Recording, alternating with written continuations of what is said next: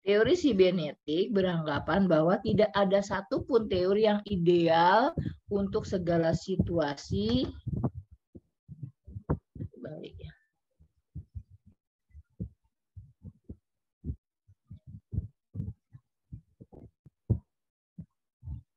Dan cocok untuk karakter tiap siswa, tiap individu, ya. Ini harus dipelajari betul.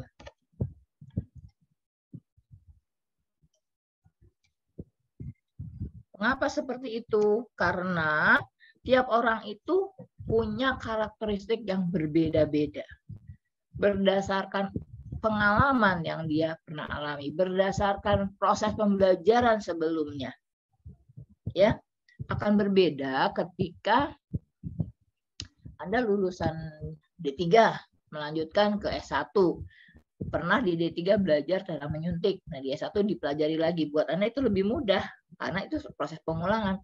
Tapi kalau yang mempelajari itu adalah lulusan SMA yang langsung mengambil S1, tentu akan susah. Dia akan mengawali dari awal gitu, ya.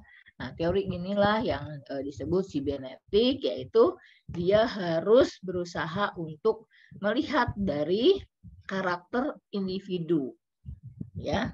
Ciri-ciri dari karakter tersebut, melihat dari sistem informasi, bahannya apa, masalah apa yang akan dipelajari, sehingga kalau bisa lebih baik lagi dia mempelajari lebih awal sehingga dia tahu dan bisa menanyakan ketika proses itu berlangsung. Ada hal yang ingin dia tanyakan, ada hal yang ingin dia pelajari lebih lanjut, ada hal yang ingin dia ketahui lebih dalam. Nah, di sini perlunya teori sibernetik, gitu ya.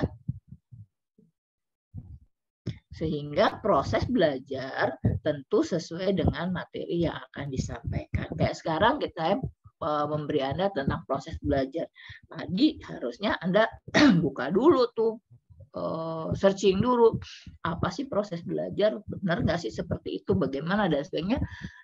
Kalau memang mau ya harus disiapkan lebih awal ya, sehingga Anda bisa mempelajarinya dengan baik gitu. Ketika nanti pasti di mata kuliah itu, di topik itu, bisa tinggal bertanya saja gitu, ya.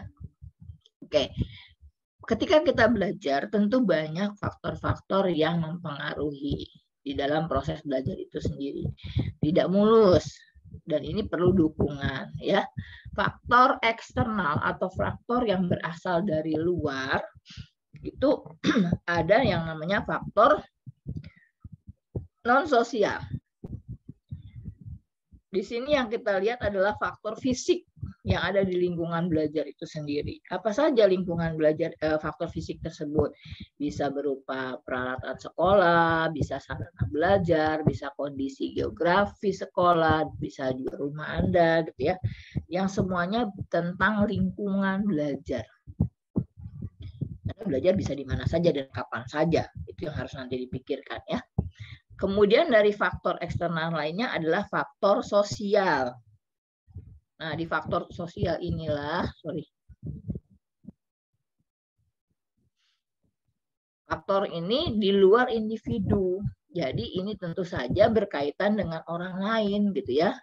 Sifatnya sosial, bisa dipilah dari faktor mana itu, apakah itu berada di faktor lingkungan keluarga atau di lingkungan yang lebih luas, misalnya lingkungan sekolah, ya, lingkungan tempat kerja, lingkungan tempat kita bergaul, itu silakan saja. Nah, contoh di sini adalah keharmonisan dan pertengkaran dalam keluarga atau ketidakcocokan hubungan Anda dengan teman Anda, itu juga merupakan faktor sosial, ya. Tapi di situ tadi belajar Anda, mungkin saja gini, orang tua Anda menggunakan tipe mendidik dengan otoriter. Itu nggak sesuai dengan keinginan Anda. Anda maunya demokratik. Nah, itu kan ada sesuatu yang menjadi masalah di dalam hubungan itu. Kenapa dibilang faktor sosial? Karena hubungan satu dengan yang lain, gitu ya. Nah, Kalau ternyata tadi ayahmu atau ibumu maunya otoriter, kamu maunya nggak otoriter, maunya demokratik, maka ini tidak akan pernah nyambung kalau tidak ada pembicaraan, tidak ada kesepakatan. Ketika dibicarakan, nah pada waktu berbicara inilah proses dari belajar memahami orang lain, gitu ya. Dimana orang tuamu belajar memahami dirimu. Oh, ternyata anak saya nggak mau loh diperlakukan dengan saya sebagai penentu segalanya, otoriter. Tapi dia maunya dia dianggap juga sebagai pemikir dan pengambil keputusan dalam satu masalah atau dalam satu hubungan sosial. Nah, ini yang bisa kita lakukan untuk satu kegiatan. Tapi kalau ini misalnya tidak terjadi, nah, akan sulit ya melalui proses belajar, dan ini perlu waktu kalau sampai terjadi hal yang demikian. Oke. Berikutnya dari faktor internal, ini dari dalam diri kita sendiri. Seringkali ketika kita sendirian ini harus dipikirkan, saya itu orangnya seperti apa, bisa nggak saya memanfaatkan lingkungan saya untuk menolong saya memahami diri saya pribadi dan juga memahami lingkungan, sehingga pada saat saya berinteraksi dengan orang lain atau saya berinteraksi dengan lingkungan, maka proses belajar saya ini baik, maka saya bisa diterima oleh lingkungan, maka saya bisa menyesuaikan diri dengan lingkungan. Inilah proses belajar. Kalau seseorang itu egois, dari faktor dirinya dia egois, dia tentu akan sulit ketika dia harus berhubungan dengan orang lain. Ketika dia berbicara dengan orang lain, dia akan memaksakan kehendak dia. Nah, faktor internal ini harus diturunkan, harus disesuaikan dengan kondisi lingkungan yang ada gitu. Ketika kita sama-sama ketemu dengan orang yang sama-sama egois, Anda bisa bayangkan seperti apa itu. Ya, tapi bagaimana orang yang egois bekerja sama juga dengan orang yang memahami orang lain, sehingga yang egois juga akan menurunkan keegoannya. Kemudian yang yang bisa menerima orang lain juga akan memberi arahan, pelajaran pada orang yang tadi, itu kan sama-sama bisa menyelesaikan masalah yang diperoleh. Dalam proses itulah terjadi proses belajar, gitu ya. Nah, dari faktor psikologis gimana? Ini juga berasal dari dalam diri kita sendiri. Kalau psikis kita sehat, gitu, maka dengan mudah kita akan melalui proses-proses belajar di lingkungan itu dengan baik. Apa saja sih yang harus kita siapkan di dalam diri kita supaya kita itu mudah untuk menyesuaikan diri, mudah untuk belajar dari lingkungan, mudah untuk belajar berhubungan sosial dengan orang lain. Nah, di sini kelihatan dari kecerdasan masing-masing individu. Ya, bagaimana dia tingkat kecerdasannya? Apakah dia tingkat kecerdasannya normal? Atau dia tingkat kecerdasannya terlalu tinggi sehingga orang lain tidak bisa mengikuti pola pikir dia, atau dia terlalu lemah gitu ya, sehingga apa yang dijelaskan sekali dua kali itu belum juga dipahami oleh orang lain. Nah, ini yang harus kita lihat. Ketika kita menemukan orang-orang yang seperti itu, tentu kita nggak bisa meninggalkan orang itu begitu saja, hanya mentingkan diri kita sendiri ya. Karena proses belajar baik kita maupun orang yang diajak berinteraksi itu sama-sama mengalami proses belajar. Kapan proses belajar itu berhenti? Nah, berhentinya ketika sudah tidak ada nyawa lagi, gitu ya. Ketika sudah meninggalkan badan ini, jadi kita tidak perlu memikirkan lagi bagaimana kita harus memajukan diri, bagaimana saya setiap saat bisa menyesuaikan diri. Proses belajar itu berlangsung seumur hidup, berubah-ubah, ya. Mungkin menit demi menit juga akan berubah-ubah. Pada saat Anda menonton TV atau pada saat Anda membuka YouTube, Anda juga belajar di dalamnya. Walaupun itu belajarnya satu arah gitu ya. Anda belajar apa sih yang dilakukan orang itu pada kegiatannya di YouTube. Bisa nggak saya seperti itu? Nah, banyak hal lagi yang Anda tanyakan. Dari situ Anda belajar, oh yang ini yang baik ya, yang bisa saya contoh untuk kehidupan saya. Di situ kita banyak belajar. Ya. Nah, tingkat kecerdasan akan mempengaruhi daya serap dari masing-masing orang gitu. Saya belajar untuk memahami orang yang tingkat kecerdasan tinggi. ya saya paling bisa ngambil sebagian dari yang dia maksud. Sebagian lagi ya saya harus tanya lagi yang dia maksud seperti apa. Sementara orang itu sendiri juga akan melihat ke kita, oh ini lemot banget ya, nggak begitu cepat tanggap ya apa yang saya maksud ya. Nah, dia juga harus belajar untuk pelan-pelan gitu ya, sehingga dia bisa menyesuaikan diri dua-duanya ya, dua-duanya sambil belajar. Dan berpengaruh juga terhadap proses belajar dan hasil belajar. Ketika proses belajarnya berjalan dengan baik, maka hasil belajarnya juga akan baik, gitu ya, sesuai dengan yang diharapkan. Tapi ketika proses belajarnya disertai dengan mungkin ketidaksukaan, emosi dan sebagainya, maka hasil belajarnya tidak akan bisa mendapatkan hasil yang baik.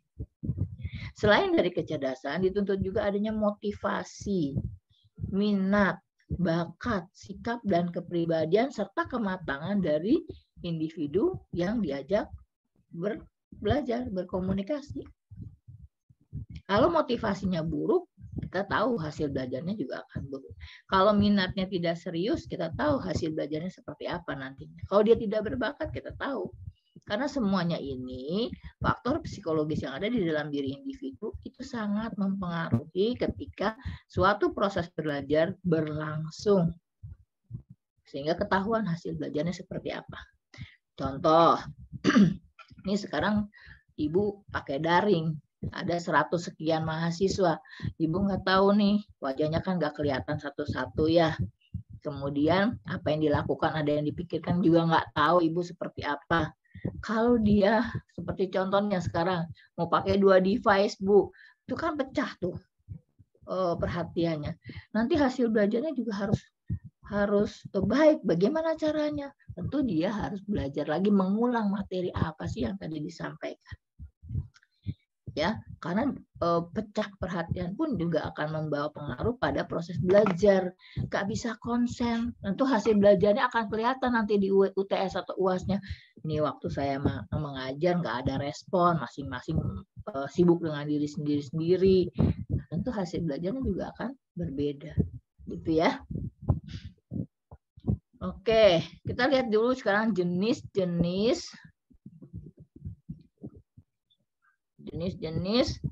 pembelajaran.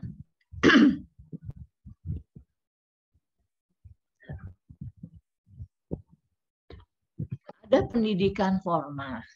Nah, pendidikan formal itu adalah pendidikan yang diterima secara langsung. Seperti Anda kuliah di Poltekkes Jakarta 3 jurusan keperawatan. Itu adalah pendidikan formal karena ditempuh dengan kurun waktu tertentu, gitu ya. Di institusi yang sudah ditetapkan, ya, sudah ada namanya. Nah, ini yang disebut dengan pendidikan formal, karena begitu selesai dia punya sejumlah kompetensi dan dia juga punya ijazah yang diberikan, sehingga dia dilegalkan untuk melakukan aktivitas dia sesuai dengan ijazahnya. Itu adalah pendidikan formal, ya. Cirinya ya berhadapan langsung, kita ada diskusi juga. Kemudian dikendalikan oleh sebuah lembaga. Betul, kenapa? Lembaganya mengatur kapan kalender akademiknya, kapan teori, kapan praktikum, kapan ujian UTS, UAS, dan sebagainya. Itu sudah diatur, karena dia formal sifatnya, ya. Kemudian pendidiknya berijazah sesuai dengan kompetensinya masing-masing. Ada kurikulumnya, ada bangunannya, semuanya juga sudah dilegalkan dalam bentuk satu institusi.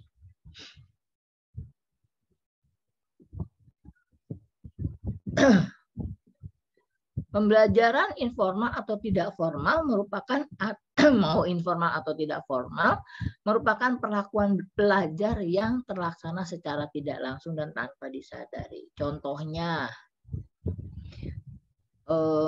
tadi formal ya, sekarang informal.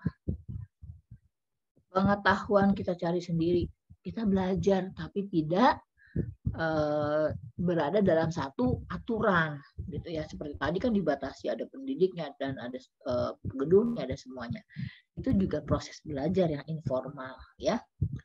Terus pendidikan dari orang tua, teman sekolah, dari pergaulan kita, dari menghadiri seminar-seminar, nonton TV, dengarkan radio, baca koran, internet dan lain sebagainya, itu pendidikan informal.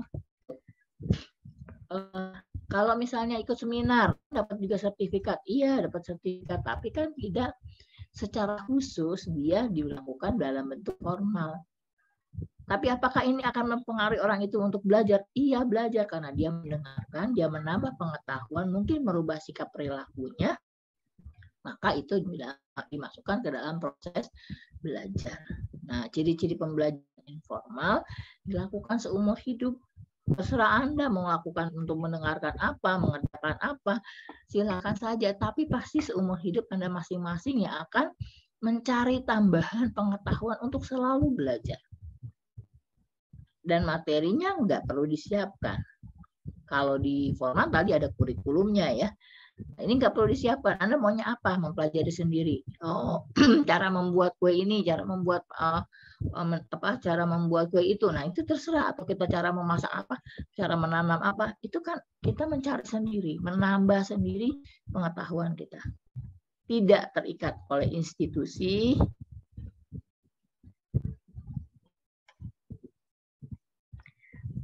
Bisa dipelajari di mana saja dan kapan saja. Kemudian terjadinya secara langsung berdasarkan pengalaman, ya, bukan disiapkan secara khusus. Nah, pembelajaran non formal ini lain lagi kalau pembelajaran non formal, sorry.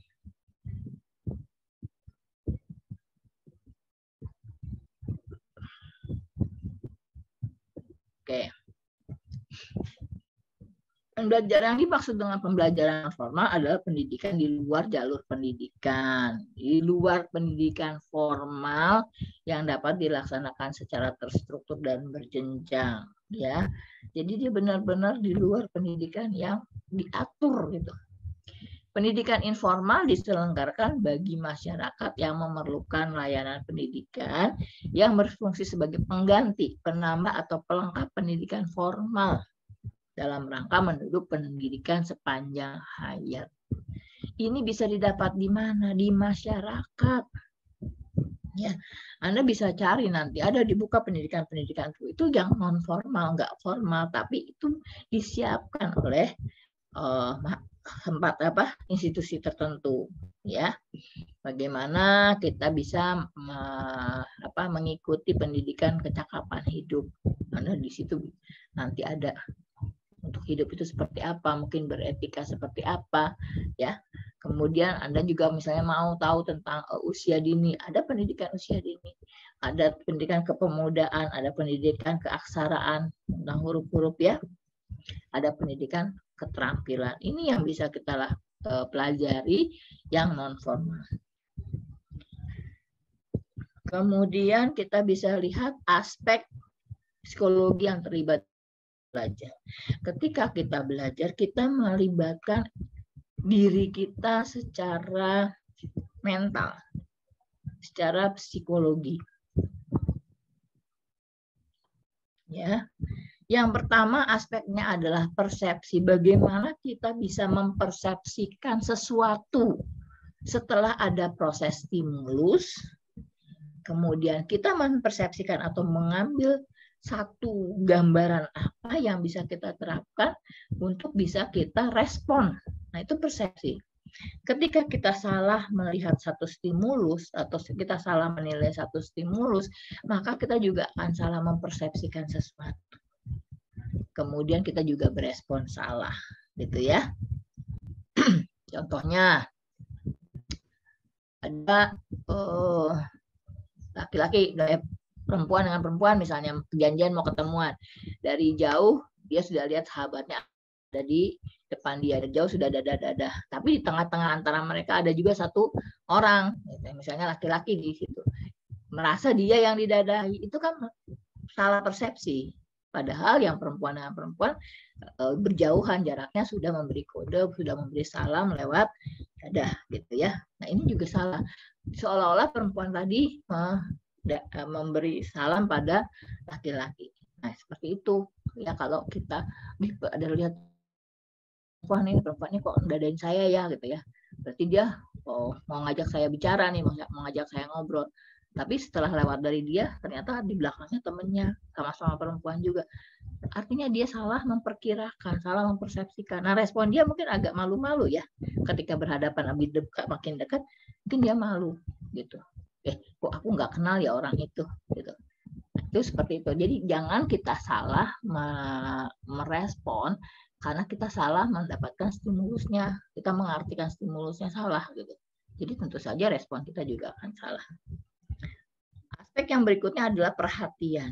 Kalau kita tidak memberikan perhatian yang penuh, fokus perhatian kita tidak bulat, nah ini juga akan mengalami hambatan ketika proses belajar itu berlangsung. Ada bagian-bagian yang tidak terekam di dalam memori kita waktu kita belajar. Itu perhatiannya harus utuh, harus fokus gitu ya. Kemudian mendengarkan. Organ mendengarkan yang dipakai di sini adalah telinga. Dia masuk ke dalam proses belajar kita di pikiran kita melalui indera pendengaran. Nah, ketika ini bermasalah di proses pendengaran, maka dia juga akan balik lagi nih. Mempersepsikannya juga salah.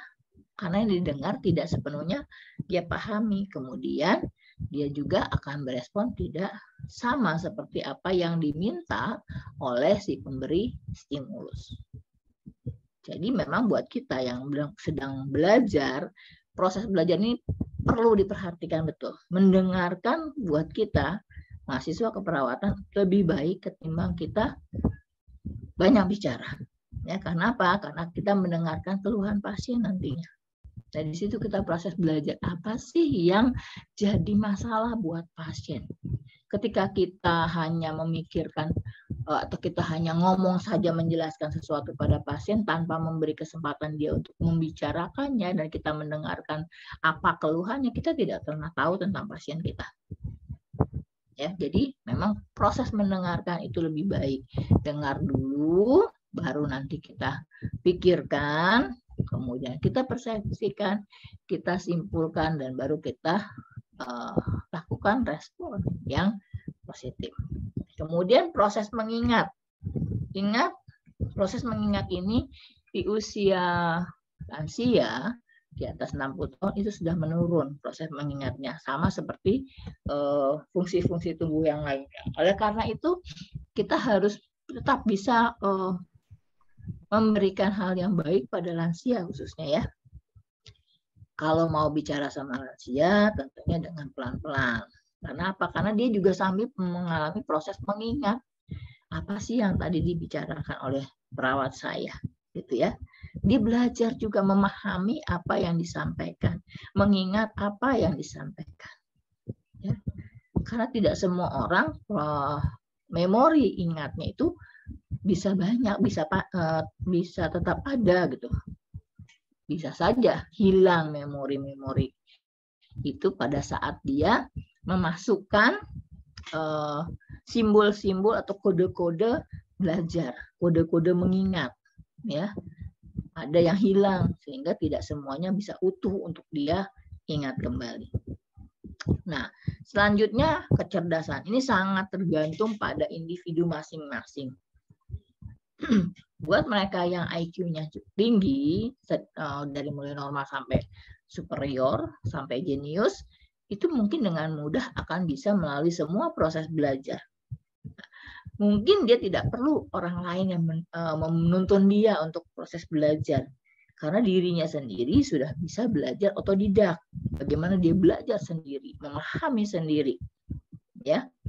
Tapi juga ada yang inteligensinya di bawah normal yang memerlukan bimbingan. Karena proses belajar ini menurut dia sulit. Nah, kita yang tahu, kita yang normal, kita yang belajar tentang proses belajar harus paham gitu bagaimana inteligensi ini berperan ketika seseorang sedang berinteraksi, sedang proses belajar. Gini, contoh, Anda memberikan edukasi kesehatan tentang demam berdarah pada sekelompok ibu-ibu. Ada ibu-ibu yang cerdas, dia udah langsung tahu, apalagi dia sering baca misalnya, ya. Jadi proses belajarnya cepat lah itu, dia paham langsung. Mau tanya Bu, enggak gitu. Ya, karena dia sudah paham. Tapi ada ibu-ibu juga yang mungkin pendidikannya juga hanya SD gitu ya, jarang baca-baca, kemudian kecerdasannya ya di bawah itu, misalnya subnormal saja. Tentu dia akan berpikir, apa sih yang dimaksud, apa sih yang dijelaskan, untuk apa sih itu dijelaskan, bagaimana saya menerapkan. Itu banyak pertanyaan di dia sebetulnya. Nah, ini perlu tuntunan dari kita, karena proses belajar tadi ya, tiap individu sangat berbeda cara penangkapannya kalau dilihat dari kecerdasan. Ya, sehingga hasilnya juga akan berbeda-beda. Ketika dia inteligensinya bagus, itu hasil belajarnya bagus. Kalau kita lakukan post test, mungkin dia nilainya 100. Tapi buat mereka yang cerdasannya kurang, itu setelah kita lakukan post test, kemungkinan dia hanya dapat nilai yang rendah. Gitu ya. Oke, nah yang jadi prinsip dalam proses belajar adalah perhatian dan motivasi. Kalau kita tidak penuh perhatiannya, motivasi atau keinginan kita, keinginan tahuan kita tentang sesuatu itu untuk merubah sesuatu itu tidak tinggi, ini juga akan jelek ya, proses belajarnya kurang baik. Kemudian keterlibatan langsung atau berdasarkan pengalaman yang dia alami, ini merupakan proses belajar yang baik karena dia lihat langsung. Contoh, Anda di laboratorium belajar untuk cara memberikan obat melalui injeksi. Kalau hanya dijelaskan lewat Zoom saja, Anda ngebayangin apa sih yang dimaksud ini? Oh, yang namanya jarum suntiknya kayak apa sih? Obatnya kayak apa? Itu kan masih blank. Tapi kalau yuk kita ke laboratorium, kita praktik di sana, bagaimana menyiapkan alat-alatnya, maka Anda akan mencatat langsung. Indera mata Anda, indera pendengaran Anda, proses pikir Anda pada saat itu fokus pada kegiatan saat itu. Ada pengalaman yang bisa dipetik, itulah proses belajar. Ada keterlibatan Anda langsung, yaitu mengulang kembali atau melihat teman Anda praktikum. Maka di situ proses belajarnya akan lebih baik ketimbang kalau hanya memanfaatkan mata saja ya, tanpa melakukan satu upaya menyelenggarakan langsung atau keterlibatan langsung ya.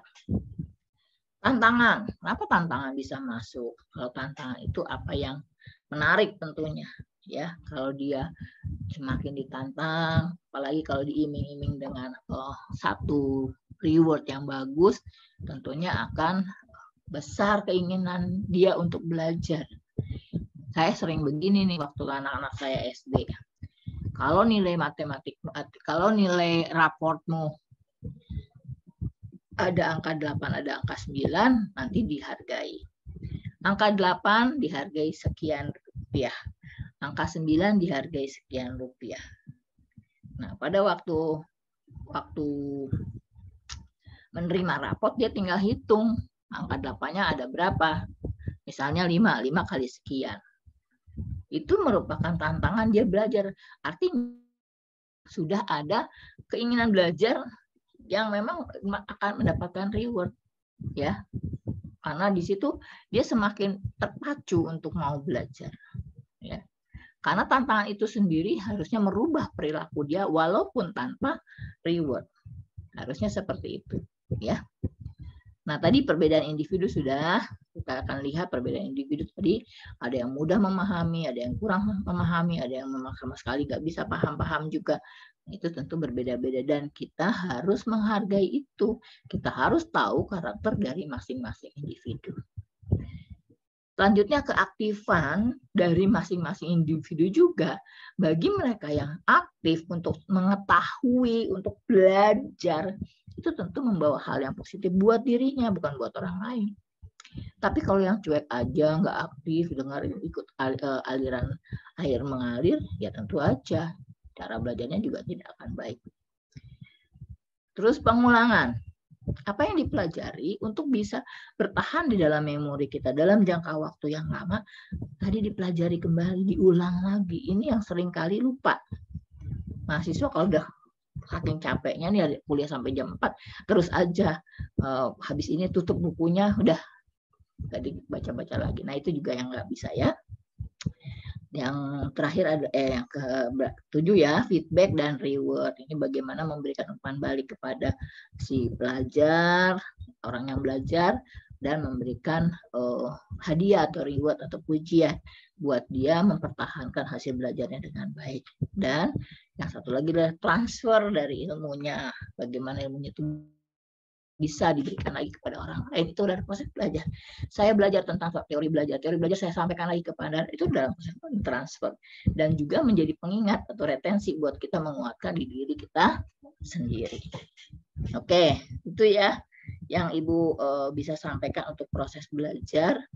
Ini sudah jam 16.22. Kasihan buat teman-teman yang lagi mendua dengan Pak Aceh. Ada yang mau ditanyakan? Silakan. Kalau enggak kita tutup nih biar Anda istirahat. Oh, ada Hertinayu. Silakan Hertinayu. Iya Ibu, sebelumnya saya Hertinayu dari kelas 2 RKI, izin bertanya Ibu. Ya. Tadi kan Ibu sempat menyinggung ya mengenai proses belajar itu ada juga dipengaruhi mengenai pengalaman seseorang tersebut Ibu. Kalau semisal proses belajar seseorang itu dia pernah melakukan kesalahan, tapi dari pengalaman kesalahannya itu dia kayak masih tetap diulang, masih tetap diulang, masih tetap diulang. Kalau kayak seperti itu bagaimana ya Ibu? Iya, terima kasih. Ada yang mau jawab dulu sebelum Ibu? Kalau Ibu boleh bilang, keledai itu tidak akan pernah jatuh ke kubangan untuk kedua kalinya. Itu prinsip yang harus kita pegang. Jadi artinya kita nggak boleh gagal untuk kedua kalinya. Apalagi kalau dia berhadapan dengan situasi yang sama gitu. Kecuali ada situasi yang berbeda, boleh. Ya, artinya dia malas untuk belajar. Artinya lagi, dia malas untuk merubah perilakunya. Gitu. Kalau prinsip belajar adalah merubah perilaku dari yang tidak tahu menjadi tahu, dari yang negatif menjadi positif, itu yang harus dilakukan. Nah, yang harus mendampingi dia adalah orang yang paham tentang diri orang itu. Mau membimbing dia untuk belajar, merubah gitu ya, sehingga dia tidak merasa sendirian. Kali kalau dia punya proses masalah pada proses daya ingat. Ya, kalau pada proses daya ingat itu lemah, kemungkinan itu bisa terjadi bolak-balik dia melakukan kesalahan yang sama.